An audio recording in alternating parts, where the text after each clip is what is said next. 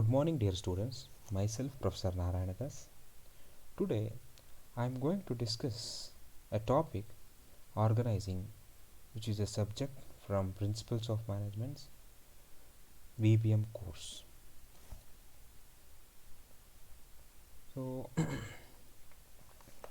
what is organizing? So, organizing is nothing but a detailed arrangement of work and working conditions in order to perform the assigned activities in an effective manner. So, organization is a mechanism or a structure which helps the activities to be performed effectively. Any organizations which can be established for the purpose of achieving the business goals. The business objectives may differ from one business to another. Whatever may be the business objectives, there is a need for an organizations.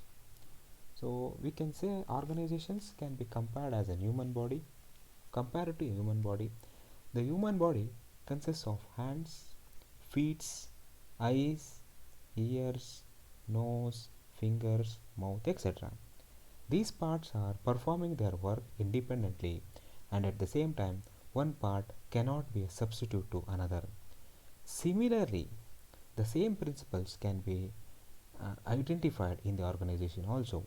The organizations consist of different departments. Each department performs its work independently and cannot be substituted to another. Now, we'll move on to the definitions. According to McFarland, he defines organization as an identified group of people controlling their efforts towards the attainment of goals, which is called as an organization. So, it is identifying group of people who is going to contribute for the ultimate goals of the organizations. This is what Mr. McFarland says. Now we'll discuss about the elements of organizations.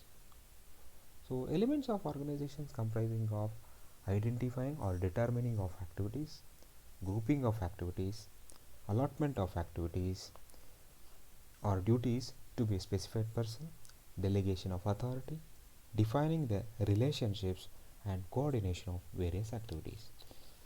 What is determination of activities? It includes deciding and the division of various activities which are required to achieve the objectives of the organizations.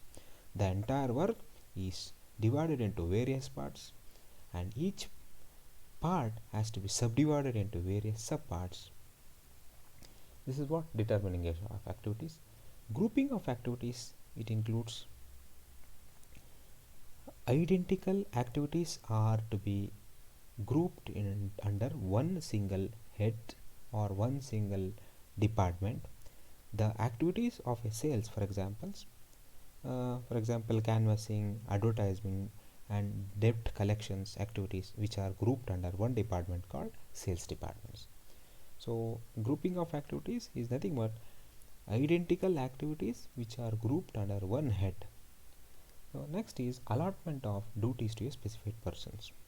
So in order to ensure effectively performance of the grouped activities, allotment of work to the specified person is most important. So for example, the purchasing activities which are assigned to the purchase managers, the production activities which may be assigned to the production manager, the sales activities which may be entrusted to the sales manager. So adequate staff members is to be adopted or appointed for allotment of duties. And the next element of the organization is delegations. Delegation of authority. Assignment of authorities or duties or allotment of duties to a specific person, which is followed by delegation of authorities. It will be very difficult for a person to perform the duties effectively if there is no authority to do it. While delegating authorities, responsibilities are also has to be fixed. So the production manager, for example, may be delegated with the authority to produce the goods and fixed the responsibilities of producing quality goods. The next element in the organization is defining the relationships. The defining relationships, it covers when a group of persons is working together for common goals, it becomes necessary to define the relationship among them in clear terms. If it is done to each person will know who is his boss, for whom has to work, he has to receive the orders, and to whom he is answerable. In other sense, each boss should know what authority he has and over which person. And the last element in the organization is coordination of various activities. The delegated authority and responsibility should be coordinated by the chief managerial staff. The reason is that there must be a separate and responsible person to see whether all the activities inside the organizations are going to accomplish the objectives of within a time bound. So these are all the elements of organizations. Now we are moving on to the staffing. So staffing is concerned with recruitment, selection, training, development, transfer, promotion, and compensation management. It takes into consideration from the time of a person who is entering in the organizations, either in or making them prospective candidate to apply for a job. And once the candidate is applied for a job, our company has to, or organization has to select whichever the person based on the quality, knowledge, or merit, and appropriate training and development activities has to be taken care. As there is a need basis movement of or shifting of employees from one person to another with due responsibilities, and also upliftment of employees or pushing employees upward, it is called the promotion. And in all also covers manage compensation management, fixing the right wages based upon the quality of time in which employee has put on his work. So compensation management, staffing covers all these aspects. According to Mr. Benjamin, define the process involved identifying, assessing, placing, evaluating, and directing of individuals at work. So staffing covers identifying the nature of work, assessing the quality of the work done, and fixing the employees in an appropriate place, and check the performance of an employees over a period of time, and giving instructions to individuals at work so that work has to be completed on time. So what are the elements in the staffing?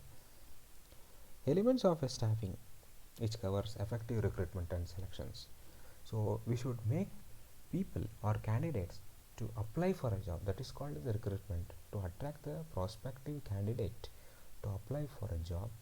And once the candidates who's applied for a job in terms of number of applicants, so we need to select the right person at the right time at the right place based upon the level of knowledge, merit, percentages he got, need of an employee's employment. Need of an employment is also most important criteria for selecting. And once the selection is done, proper classification has to be done. So we need to grouping of employees based upon the nature of work. For example, collecting of cash, payment of cash, receipt of cash, or disbursement of cash, all will be grouped under accounts departments, purchases, sales, etc. And at the same time, production, what are the products which are produced, where the goods has to be dumped, either it could be warehousing, and research and development people has to be appropriately classified. So proper classification of person in the organizations, because n number of departments will be there, either production department, research department, service department, accounts departments, marketing department, sales departments. We need to classify the people, and properly we have to fixation of pay and placement. Proper fixation of pay and placement is also important element of staffing. We need to fix the remuneration based upon the merit, qualification, knowledge, and effectiveness of work performed by each employee over a period of time. It is a consistent performance basis. We need to fix an no, pay payment, and also relative worthiness of a job. So requires no yardstick for measuring the fixation of pay. At the same time, placement, employee has to be placed at the right locations, depend upon the need of the organizations, willingness of employee involvement in the organizational work. So you know people has to be placed, and adequate and appropriate training for development. So as and when employees are newly recruited and selected, will not be knowing every aspects of the work. So new employees has to be given appropriate training, trainings. Either it could be offline training, online training, and there should be a platform for developing the knowledge of an employment. And another elements of staffing is satisfactory and fair transfer of promotion. There should be a movement of employees. We cannot stick one employee for a longer time on one particular work. There should be a routine, what I can say, circulation of work among the peoples.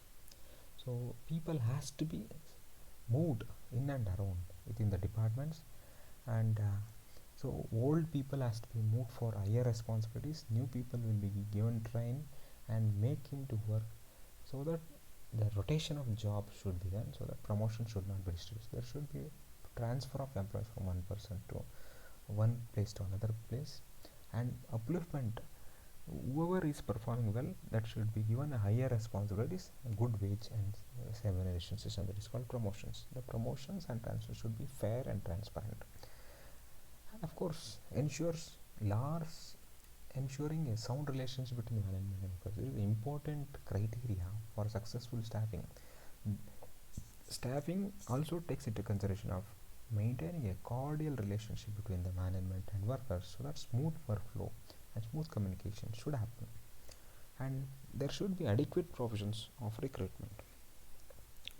So as the time elapses, there should be a scope for older people in the organizations.